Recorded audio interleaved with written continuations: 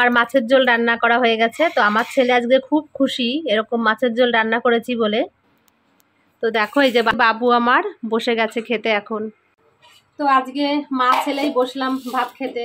কি করব, মানে দাদা ভাই খেয়েছে, এইমাত্র ফোন করলাম, বলছে ওর নাকি খাওয়া হয়ে গেছে। তো আমরা এখন খাই দুজনা। তোমাদের দাদা ভাইকে ছাড়া খেতে কখনো মন চায় না, এখন কি করব বলো, আমাদের কপালটাই মন্দ।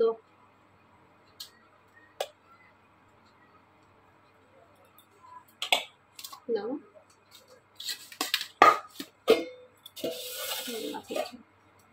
সব থেকে বড় যে মাছটা আছে তুমি খাবে, নাও তুমি তোমার মতন নাও, আমি তুলে দেবো। আমি একটু ভাত গুছিয়েছি এখানে, আর হসপিটালে নিয়ে যাব রাত্রে খাওয়ার জন্য, মানে রেডি করেছি। আর এখানে যে দেখো ইসাপুরির ভুসি আবারও ভিজিয়েছি বাতাসা দিয়ে, কারণ এটা না খেলে আমার অসুবিধা হচ্ছে ভীষণ। তো এই কারণে এটা কালকেও নিয়ে গেছি, আজকেও এই যে নিয়ে যাচ্ছি, এই আর কি অবস্থা। তো এখন আমি এই যে শাড়ি পরে রেডি হব আর কি। আর আমার শাশুড়ি মাকেও ফোন করেছিলাম, মাকে বাড়ি আসতে বলেছি, কারণ মা সকালে চিড়ে খেয়েছে। বলছিল মা যে আজকে থাকবে ওখানে রাত্রিবেলায়, কালকে আমি সকালে কাজ করে তারপর হসপিটালে যাব। তো আমি বারণ করলাম মাকে, কারণ সকালে একটু চিড়ে খেয়েছি, মায়ের তো এখন বয়স হয়েছে, তো মাকে তো বেশি কষ্ট দিতে পারি না। তো মাকে বললাম তুমি বাড়িতে চলে আসো, বাড়িতে এসে রান্নাবান্না করে খেয়ে তারপর অন্যকে নিয়ে থাকো, আর আমি এখন বেরিয়ে পড়ছি। তো তোমার দাদাভাই নয় 1-2 ঘন্টা একাই থাকবে, কি করা যাবে এখন, সব দিকে তো দেখতে হবে, আমাদের শরীরটাও তো একটু দেখতে হবে বলো। তো যাই হোক, আমি এখন শাড়ি পরে একটু রেডি হই, তারপর তোমাদের সঙ্গে পরে কথা বলছি। আমি এই যে এখন শাড়ি পরে রেডি হয়েছি, তোমাদের দাদাভাইয়ের কাছে যাব। তো অনেকটা বেলায় হয়ে গেছে, 3:30 বেজে গেছে, কখন যে যাব। আমার শাশুড়ি তো ওখান থেকে বেরিয়ে পড়েছে, আর ছেলেটাই যে একা একা বসে আছে এখন, ওই যে ওরও মনটা খারাপ লাগে, বাড়িতে কেউ থাকে না, এখন তো কিছু করার নেই, ওইভাবে থাকতে হবে আর কি। তো যাই, এখন আর বেশি কথা বলছি না, আমি যাই, তারপর তোমাদের সঙ্গে কথা বলছি পরে। বেরিয়ে পড়লাম, বাবা সাবধানে থাকিস শোনা, ঠাম্মা এক্ষুনি চলে আসবে, হ্যাঁ তোমার চিন্তা করতে পারে, দেখো ঠাম্মা আধ ঘন্টার মধ্যে ঢুকে যাবে, তুমি একটু ঘরে যেয়ে ঘুমাও এখানে। কি বললাম শুনলে? যাও একটু ঘুমাও, ঠাম্মা চলে আসলে তোমার আর কষ্ট হবে না। হ্যাঁ আমি আসলাম তাহলে।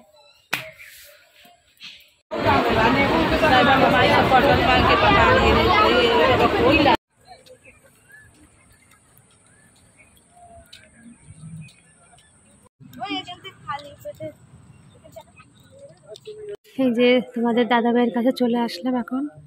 তো এসে দেখি তোমাদের দাদা ভাইয়ের খুব পেটে ব্যথা করছে, গ্যাস হয়ে গেছে প্রচুর পরিমাণে। তো এখন ওই যে পেটে ব্যথা ছটফট করছে কিভাবে দেখো, এতটা পেটে পেটে যন্ত্রণা করছে।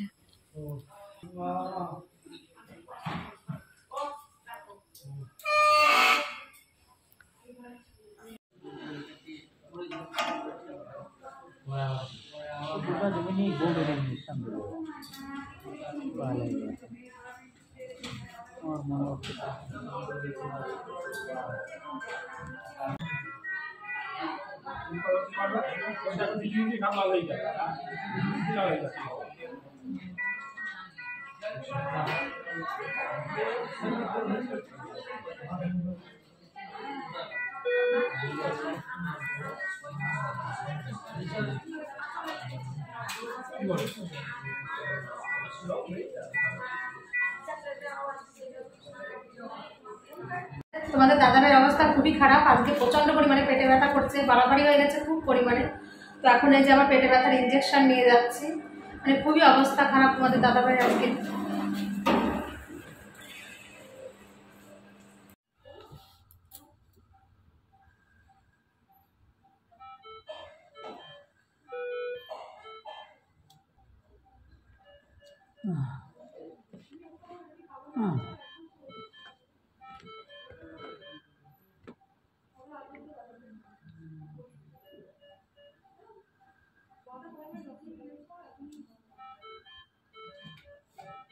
ওরে বাবা রে,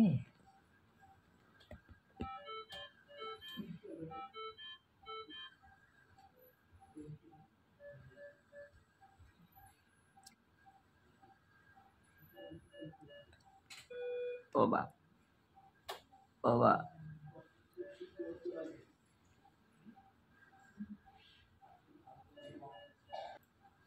ওমা ওমা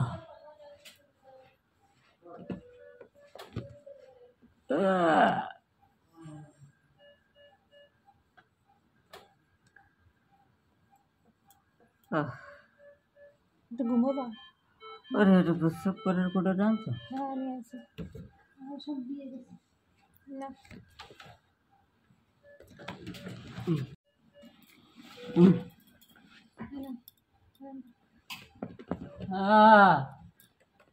আটটা তোলা নাও, আটটা দাও। আমি কি করবো? কি করতে বলবো বলো? আমি দিচ্ছে তো, ইঞ্জেকশন দিচ্ছে, ব্যথার ইঞ্জেকশন কোনো কত কাজ রকম হচ্ছে দিচ্ছে, না। তা আমি কি করবো বলো? ডাক্তার তো সমস্ত কিছু দিচ্ছে। ও নাড়ি মাড়ি ফুট হয়ে গেছে।